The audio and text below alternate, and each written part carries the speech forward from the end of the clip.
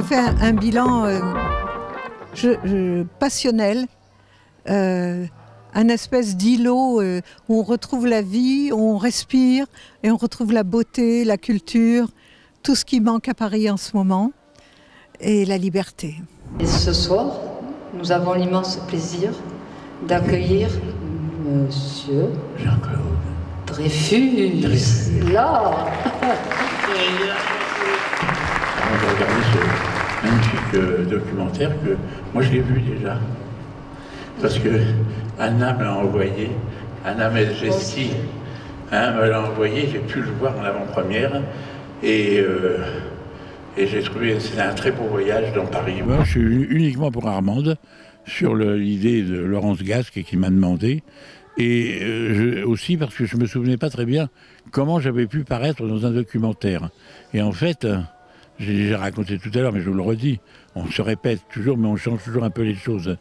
On avait passé un magnifique après-midi chez moi, à Paris, parce que j'habite dans le coin, mais à Paris, c'était à Paris, avec notre ami Guy Cuevas, mon compagnon, ma femme, Anna, qui était là. Donc elle m'a gentiment envoyé le lien. C'est avec moi j'ai vu le documentaire. Et le portrait, moi je l'ai vu.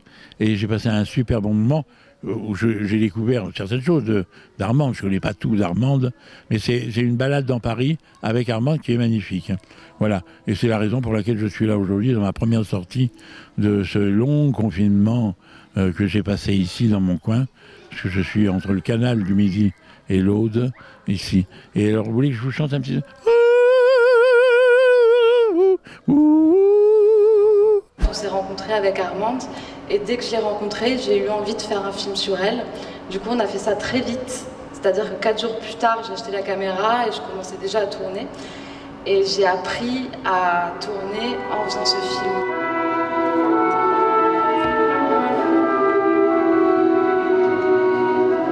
Mon père était chrétien. Il était très sabre et goupillon, comme on l'était souvent à l'armée. Il chantait à la messe avec une voix d'opéra. C'est beaucoup d'émotions et de joie pour moi. J'étais déjà venue à Carcassonne il y a 3 ans avec un film d'Esther Hoffenberg sur ma grand-mère Bernadette Lafont. C'était un documentaire que j'aimais beaucoup et qu'on avait présenté à Carcassonne. Laurence Gasque nous avait invité, Esther et moi, et du coup revenir ici pour montrer mon premier film, parce que mon portrait d'Armande Altaï est mon premier film. C'est une grande joie et beaucoup d'émotions. Il y a tout qui comme des étoiles dans le ciel qui se relient, donc c'est chouette.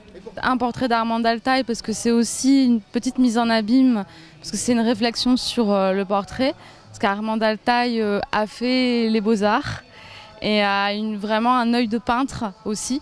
Donc du coup c'était un jeu de portrait entre nous, et aussi parce que c'est mon portrait et que j'ai réalisé qu'il pourrait y avoir 1 million de portraits sur Armande, et que c'est ma vision de ce portrait. C'est un portrait, mais on peut faire plein d'autres portraits. Mais c'est mon portrait, enfin celui-là c'est le mien, et ça peut ouvrir sur plein d'autres films sur Armande, parce que je n'ai pas fait un biopic, c'est que sur un moment présent. Donc c'est pas sur sa carrière, enfin c'est sur sa carrière, mais c'est plus sur ses inspirations, c'est plus sur sa philosophie, comme un portrait philosophique d'Armande Altaï.